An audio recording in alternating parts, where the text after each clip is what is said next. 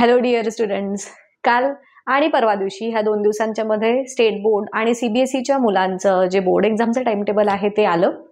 आणि time table आल्यानंतर सगळ्या घरांमध्ये असं एक वेगळं वातावरण, थोडं सिरियसनेस किंवा असं टेन्शनवालं, की बाबा परीक्षा जवळ आली, एवढे दिवस राहिले, एवढे तास राहिले, एवढे मिनिट राहिले, असं असं काही काही चर्चा आता सगळीकडे कानावर पडू लागल्यात. आणि यावेळी एक माझा असा विचार आला की चला कुठेतरी ना एक मॉरल सपोर्ट देण्याची गरज असते, नुसतीच मुलांना नाही तर त्यांच्या पालकांना देखील. आणि मी स्वतः माझी मुलगी आता 10वीला आहे, सो मीही त्याच फेजमध्ये आहे, 10वीचा पालक या ह्याने. कसं असतं, दरवर्षी मुलांना शिकवते, दरवर्षी त्यांचं काउन्सिलिंग करते, पण म्हणतो ना आपण जेव्हा स्वतः वरती येती वेळ तेव्हा आपल्याला कळतं की त्याचं गांभीर्य काय असतं वगैरे वगैरे. आणि एक पालक या नात्याने देखील आणि एक टीचर या नात्याने देखील मी तुमच्या सर्वांशी एक संवाद आपल्याला साधायचा मला गरज वाटली, गरजेचं वाटलं, आणि यासाठी मी हा व्हिडिओ खरं तर आजचा बनवलेला आहे. मला सगळ्यात पहिल्यांदा तुम्हा मुलांना एक सांगायचं आहे, हे जे मार्क आहेत, बोर्ड एक्झाम वगैरे आहे, सगळं आहे, मान्य आहे, बट ही एक लक्षात घ्या, तुम्हाला तुमची आवड कशात आहे, तुम्हाला काय छान येतं आणि काय येत नाही, याचं अनालिसिस या परीक्षेमार्फत केलं जातं. असा ह्या परीक्षेचं साधारण एक त्याचं स्वरूप किंवा त्याचं रिझन खरं तर परीक्षा घेण्यामागचं हे असतं की तुम्हाला काय येतं काय नाही याचं जस्ट इव्हॅल्युएशन करायचं. परीक्षेमध्ये मार्क कमी पडले म्हणून तुम्ही ढ आणि परीक्षेमध्ये मार्क छान पडले म्हणजे तुम्ही हुशार असं काही नसतं. तुम्ही बऱ्याच यशस्वी अशा मोठ्या मोठ्या व्यक्तींचे आत्मचरित्र जेव्हा तुम्ही बघितले असेल, जसं की तुम्हाला सचिन तेंडुलकर माहिती आहेत किंवा बरेच अशी एक्झाम्पल्स देता येतील की जे आयडियली म्हणजे जे शाळेमध्ये हुशार ज्याला म्हटलं जातं सो कॉल्ड, तर तसे हे कोणीच नव्हते, बट आज ते खूप मोठ्या अशा अढळ पदावरती आहेत असं म्हणूयात आपण. आणि त्यांची कामगिरी त्यांच्या त्यांच्या क्षेत्रामध्ये उत्कृष्ट आणि अतुलनीय अशीच आहे.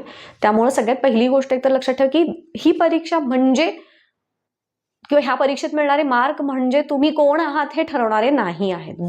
बट सगळ्यात एक हे पण महत्वाचं आहे की जिथं आपण जातो, जे काही करतो ते बेस्ट करायचं, ही पण एक कुठेतरी मानसिकता तुमची तयार झाली पाहिजे. आणि या अर्थानं तुम्ही ह्या परीक्षेकडे बघा. अगदी काय खूप टेन्शन आलंय, हातपायच लटपटतात, आता काय, कसं, कधी, काय असं जे आहे तर ते आयडियली झालं नाही पाहिजे. कारण तुम्हालाही माहिती आहे की आधी जितकं बोर्ड एक्झामला महत्त्व होतं तितकं आताशा नसतं. म्हणजे बोर्ड म्हणजे तुमचं रिझल्ट लागण्याच्या आधीच तुमच्या 11वी 12वीचे कॉलेजेस देखील सुरू होतात, टेस्ट झालेले असतात वगैरे वगैरे. पण आता आपण जे 9वी 10वीत शिकतोय, मी तुम्हाला काही दिवसांनी ना माझ्या काही स्टुडंट्सचे व्हिडिओ शेअर करेन.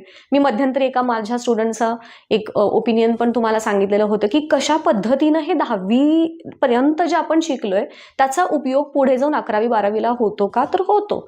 आणि यासाठी म्हणजे पुढचं फाउंडेशन आपलं छान व्हावं यासाठी आपल्याला 10वीची परीक्षा छान द्यायची आहे आणि नॉलेज गेन करण्यासाठी. आता हे सगळ्या गोष्टी झाल्या खरं तर खूप फिल्मी, नॉलेज गेन वगैरे वगैरे हे वर्षाच्या सुरुवातीला ठीक आहे मॅम, आता परीक्षेला हार्डली 90 दिवस राहिलेत आणि जरा कामाचं बोला. तर कामाचंच बोलण्यासाठी मी फोन नाही ॲक्च्युली व्हिडिओ केलेला आहे. तर सगळ्यात काही महत्त्वाच्या टिप्स मला तुम्हाला द्यायचे आहेत की ह्या टिप्सचा जेव्हा तुम्ही फॉलो कराल तर तुम्हाला खरंच म्हणजे ॲट द एंड तुम्ही मला कमेंट करून नक्की सांगाल की मॅम तुम्ही बरं झालं आम्हाला हे सगळं सांगितलं, थोडं टेन्शन कमी आलं आणि कॉन्फिडन्स आला वगैरे वगैरे. तुम्ही कोणत्याही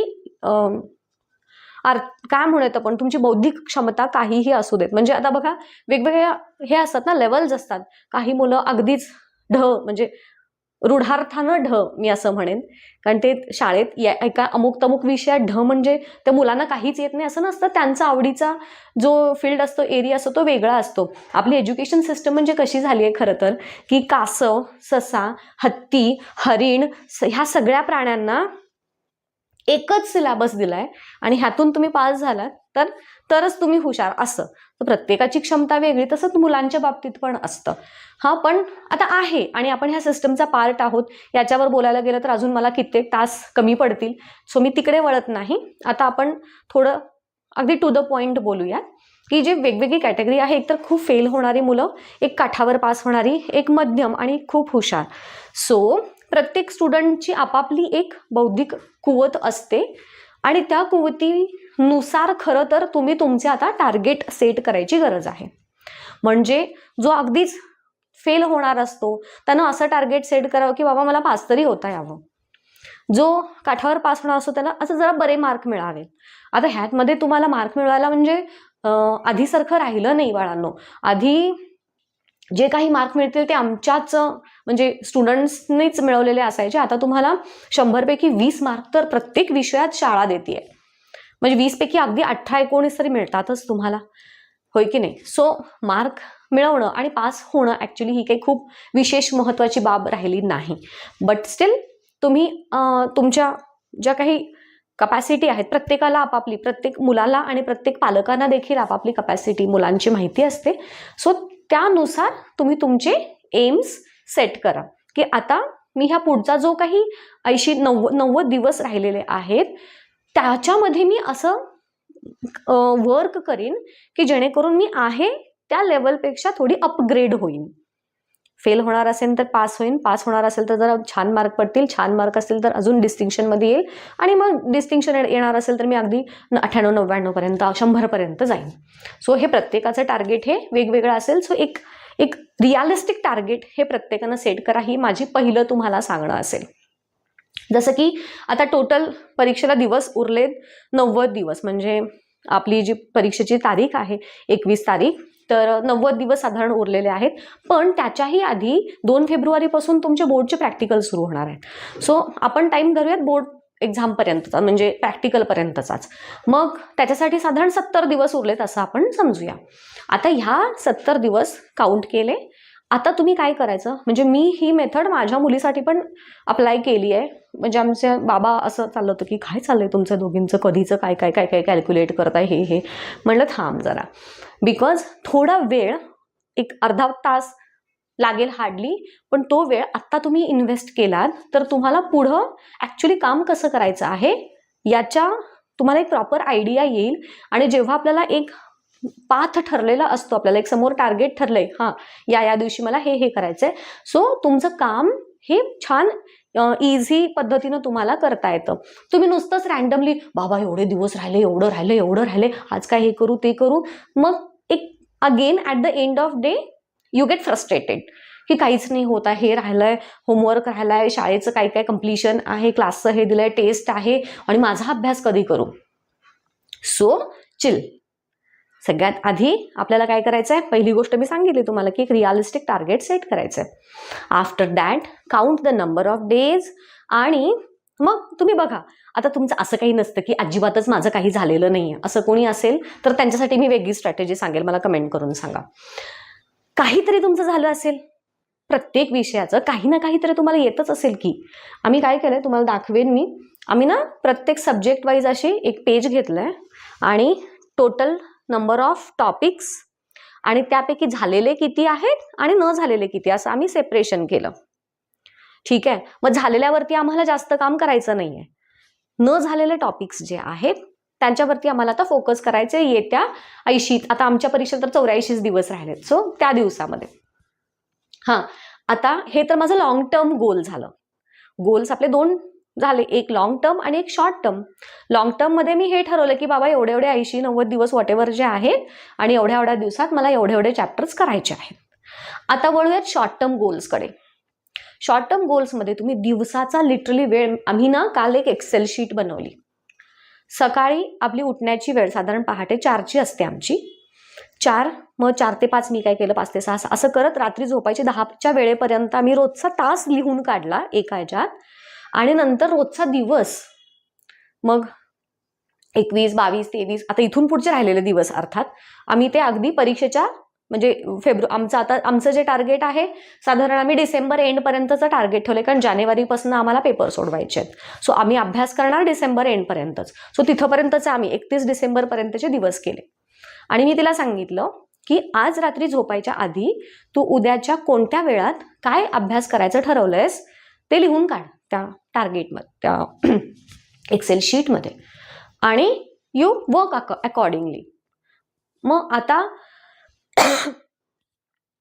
हे सगळं झालं प्लॅनिंग. मग आज ती उठली बरोबर ठरलेल्या टाइम टेबलनुसार, तिनं अभ्यास केला, रियाज केला. आम्हाला रियाजाला पण सुट्टी नसते. तो 10वीचं वर्ष असू दे, बोर्ड एक्झाम असू दे, आमचा रोजचा 2 तासाचा रियाज ठरलेला असतो. सो तो रियाजही होतोच सायमल्टेनियसली. आणि हे पण मी बोलेन ह्याच्यावरती पुढं की ह्याही गोष्टी खरं तर गरजेच्या असतात. म्हणजे नुसता अभ्यास अभ्यास अभ्यास करू नये ना, at the end of 90 days वेड लागल्यासारखं होईल तुम्हाला, होय की नाही. सो तसं न करता थोडासा वेळ आपल्याला एंटरटेनमेंट किंवा एक रिलॅक्सेशनसाठी पण द्यायचं आहे, ते मी तुमच्याशी बोलेनच नंतर. सो तिनं मग त्या ठरलेल्या प्लॅनिंगप्रमाणे, आणि मग तिला मी हे पण सांगितलं की जो आपला एक एक काहीतरी काम शाळेमध्ये पण घेऊन जा. बरेचदा असं होतं ना की एखादा तास फ्री गेला, एखादं लेक्चर झालंच नाही, मग त्यावेळेत इकडं तिकडं टाइमपास करत बसण्यापेक्षा तिथं जाऊन ते काम कम्प्लीट कर. आणि शक्यतो तिथं मी तिला रायटिंग काम करायला दिलं, म्हणजे कारण कॉन्सन्ट्रेशन मित्रमैत्रिणींच्या मध्ये होत नाही. मग तिथं तुम्ही रायटिंग काम करू शकता, ज्याच्यासाठी कॉन्सन्ट्रेशनची गरज नाही. सो शाळेमध्ये फ्री तासांच्या मध्ये तू काय करशील, तर जे काही तुम्हाला खरडाघाशी करायची आहे ते तू शाळेमध्ये कर.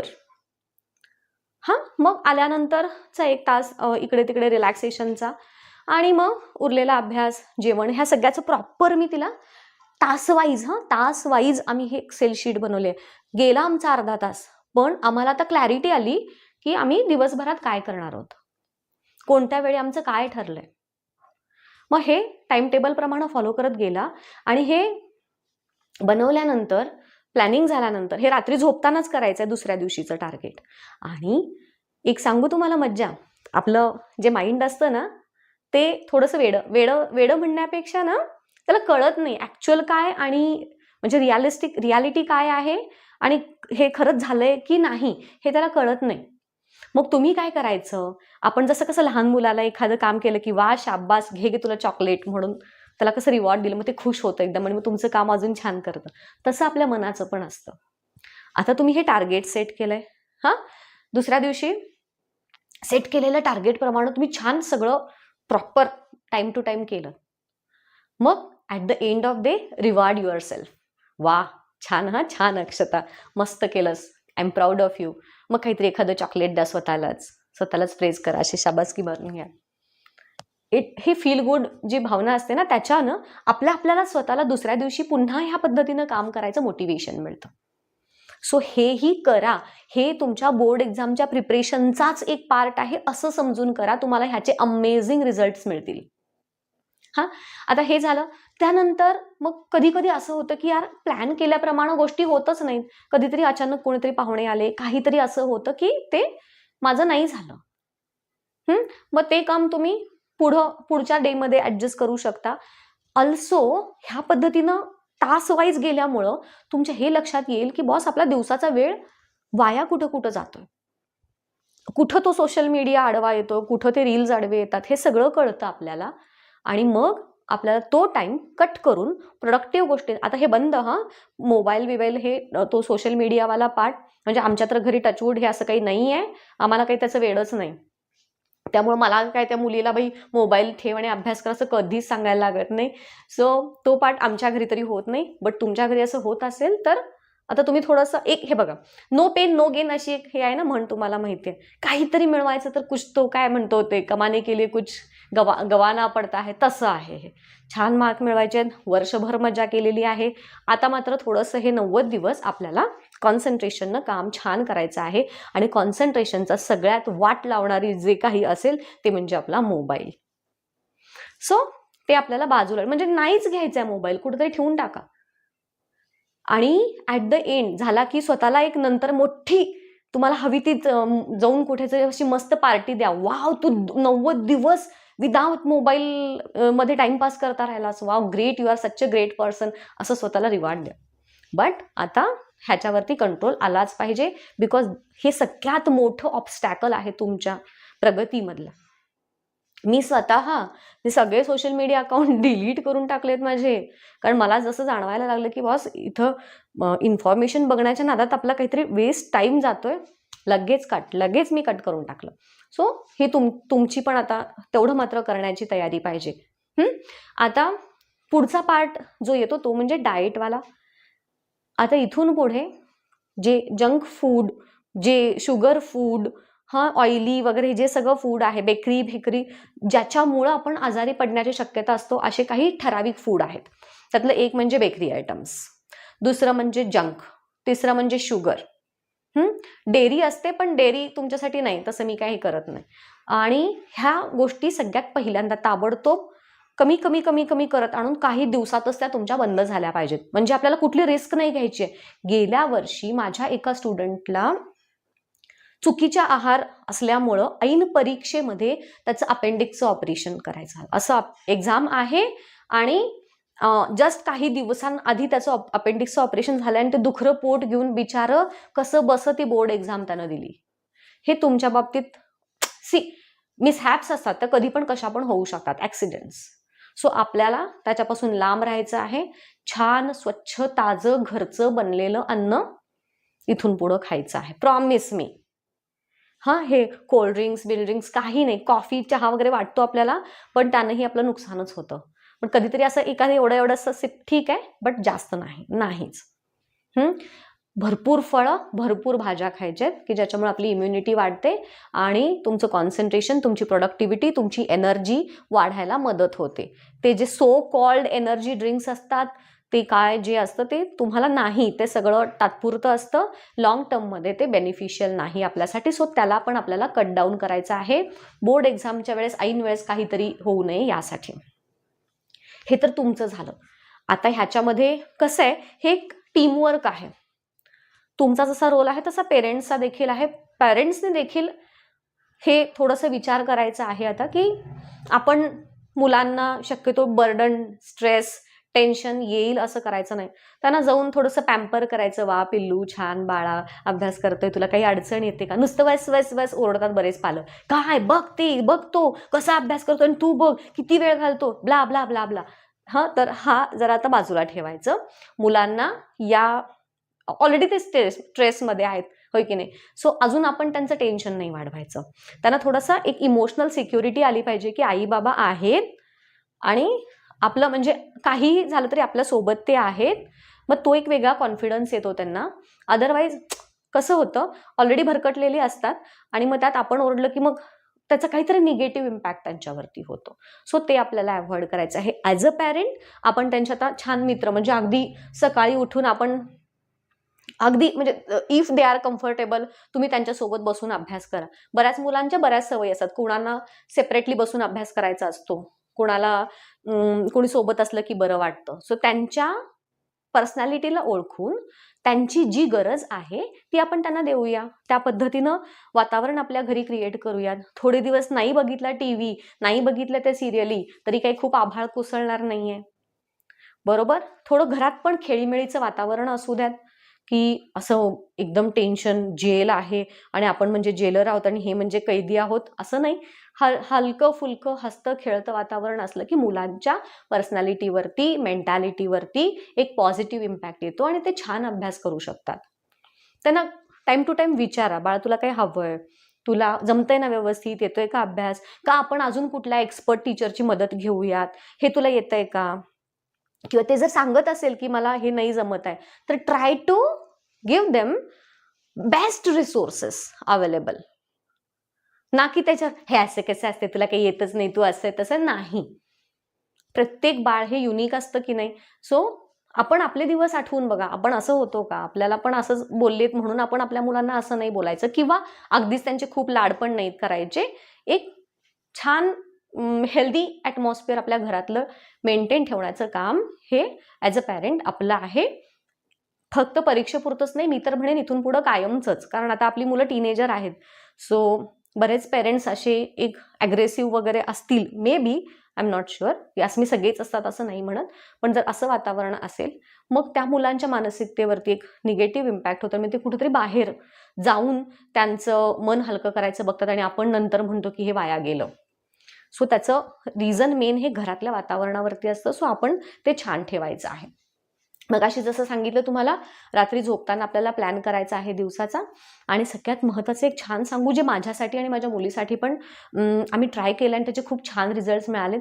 रात्री झोपतानाच एक 5च मिनिटं शांत डोक्यानं डीप ब्रीदिंग करा. माइंड रिलॅक्स करायला खूप छान त्याचा मदत होते. आणि ते करत असताना be thankful to each and every one around you, की तुम्ही मुलं आहात, तर तुम्ही तुमच्या आईवडिलांना मनातल्या मनात तरी त्यांचे आभार माना, की thank you, you are there for me, तुमच्यामुळं मी हे सगळं करू शकत आहे, तुम्ही मला छान हे करताय, मला खायला देताय, माझी सगळी काळजी घेताय, त्यामुळं मी छान अभ्यास करू शकतो. आणि ना एक स्वतःला पॉझिटिव्ह अफर्मेशन द्या, की मी ही एक्झाम छानच होणार. मी मगाशी जसं तुम्हाला माइंडचं सांगितलं ना, की माइंड हे आपल्याला त्याला खरं काय आणि खोटं काय हे कळत नाही. तुम्ही जेव्हा अगदी मग मात्र हे मनापासून झालं पाहिजे, अगदी म्हणून डोळे मिटायचे शांत आणि असं फील करायचं, की आपण ही एक्झाम खूप मला छान गेलेली आहे, वा मला खूप सगळं छान लिहिता आलेलं आहे आणि मला खूप छान मार्क मिळालेले आहेत, सगळा पेपर म्हणजे जे तुम्हाला ज्याची भीती आहे ते सगळं छान होतंय असं इमॅजिन. एक 5च मिनिटं लागतील ह्याला, पण त्याचे इफेक्ट्स मिरॅक्युलस आहेत, लक्षात घ्या. सो हेही करायचं आहे. म्हणजे एक एक्झाम म्हणजे नुसतं अभ्यास करणे आणि पेपरवरती खरा लिहून येणे असं नाही आहे. तुमची एक सर्वांगीण बाजूनं तुमचं पर्सनॅलिटीची ग्रोथ म्हणा त्या ह्याच्यामध्ये झाली गेली पाहिजे. आणि हे सगळं मुलांच्या इतकंच पालकांनाही समजावून सांगणं खरं तर गरजेचं आहे. ज्या मुलांचे पालक हे व्हिडिओ बघत नाही आहेत त्या मुलांनी आवर्जून आपल्या पालकांना देखील हा व्हिडिओ दाखवा आणि वाईस वर्सा जे पालक बघत आहेत त्यांनी मुलांना देखील दाखवा. आणि आता तुम्ही सगळे एक टीम आहात हे लक्षात घ्या. आणि मॅच तेव्हाच जिंकता येते जेव्हा सगळे प्लेयर्स इंडिव्हिज्युअली नाही तर टीम म्हणून काम करतात, होय की नाही.